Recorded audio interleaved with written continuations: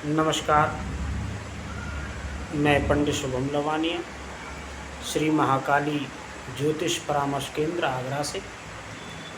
आज हम चर्चा कर रहे हैं गीता जी के विषय पर, श्रीमद् भगवद गीता जी। ज्योतिष में गीता जी का जो महत्व है, यूँ तो गीता जी का महत्व विश्वव्याप्त है,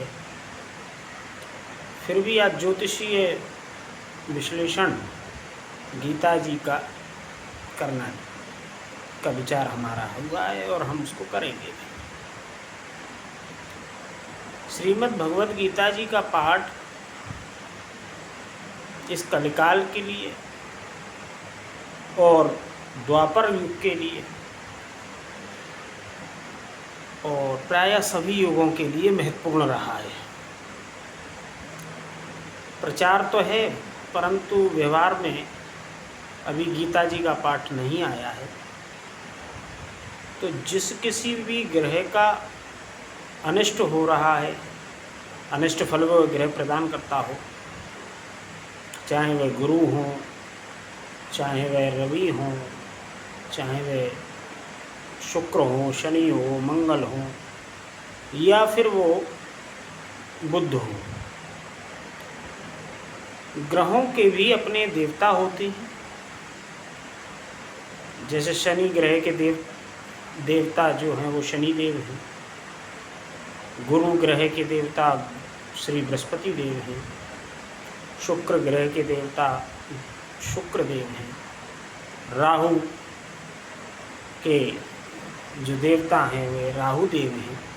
देवताओं की जो शक्ति होती है वो बड़ी ही व्यापक होती है और असीमित होती है। देवता वरदान और श्राप दोनों देने में सक्षम होते हैं, ऐसा नहीं।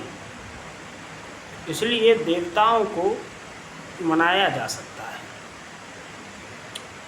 भिन्न भिन्न उपायों की श्रृंखला, बहुत उपाय हैं, लेकिन उपाय वही है जो शास्त्रोक्त हो, जो मनुष्य अपना स्वकल्याण और जनहित के कल्याण के लिए भी उपाय करे, तो वह शास्त्रोक्त ही उपाय करना चाहिए। अनवरत अशास्त्रीय उपायों को नहीं करना चाहिए। इससे मर्यादा भी भंग होती है और शास्त्र अपमान भी होता है। ज्योतिष्यानम बोधकम शास्त्रम, ज्योतिष तो बोध शास्त्र ही है, प्रत्यक्षम प्रमाण है ये, इस पे कोई संशय नहीं उठता। और सभी जो ग्रह हैं वह भगवान श्रीमन नारायण विष्णु जी का ही स्वरूप है। ग्रह विष्णु जी के स्वरूप होते हैं। भगवान कहते हैं मैं सूर्य हूँ, ग्रहों ताराओं में मैं सूर्य हूँ। तो जीवन में हमको श्रीमद् भगवद गीता जी का पाठ नित्य करना चाहिए। प्रायः हमारे जो बुजुर्ग पूर्व समय में थे वह नित्य ही रामायण जी का और श्रीमद् भगवद गीता जी का पाठ करते थे। शास्त्र का वचन है कि धर्म हन्यते व्याधि, धर्म हन्यते ग्रहा, धर्म हन्यते शत्रु, यतोस धर्म ततो जया। धर्म जो है वह व्याधियों को हरने वाले हैं। धर्म ही ग्रहों को, अरिष्ट जो ग्रह हैं, कष्टकारक जो ग्रहों का प्रभाव है उसको हर लेते हैं। और जहाँ धर्म होते हैं वहीं मनुष्य की सदैव विजय ही होती है। तो उसी प्रकार से जो श्रीमद् भगवद गीता जी हैं ये धर्म का ही स्वरूप है। पूरे धर्म को भगवान जगत गुरु श्री कृष्ण ने गीता जी के माध्यम से धर्म की व्याख्या की है। और इस गीता जी से भगवान ने 3 भक्ति योग, ज्ञान योग, कर्म योग, वो विषय बड़ा हो जाएगा तो भगवान ने समझाया है। फिर भी ज्योतिषीय उपायों में हम प्रातःकाल, सायंकाल या मध्याह्न के समय जब भी हमको समय मिलता हो, शुद्ध चित्त हो करके भगवान का स्मरण करके, हो सके तो दीप भी प्रज्वलित करें।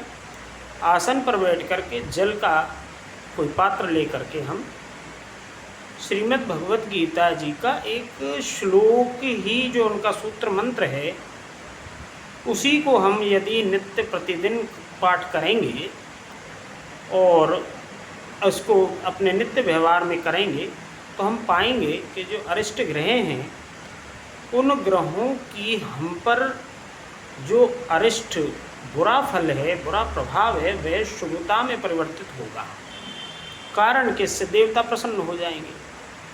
गीता जी के मंत्र सूत्रों से सभी तृप्त होते हैं। घर में होने वाली नकारात्मक शक्तियाँ जो वास करती हैं या आपके पितृ भी रूठ गए हैं, रुष्ट हो गए हैं, वो नकारात्मक प्रभाव दे रहे हैं, तो वह भी उससे तृप्त हो जाएंगे और नकारात्मक शक्तियाँ भी गमन कर जाएंगी घर से। अन्यथा नहीं जाएंगी तो उनकी मुक्ति संभव हो जाएगी। तो उपाय जो है वह शास्त्रोक्त ही होना चाहिए। इसके लिए हमको चाहिए हम अपनी वेदोक्त परंपरा को, वेद परंपरा को, मर्यादा को, जो पूर्वजों की दी हुई मर्यादा है उसका हम अनुसरण करें, पालन करें। तो केवल आप नित्य भगवान का स्मरण करें और श्रीमद् भगवत गीता जी की शरण में जावें और उनका नित्य पाठ करें, नित्य उनका पूजन करें। आप देखेंगे कि आपके कष्टों में कमी होगी।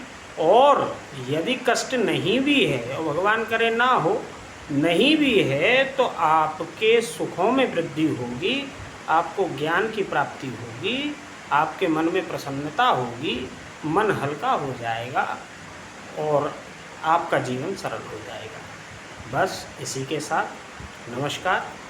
जय श्री कृष्ण।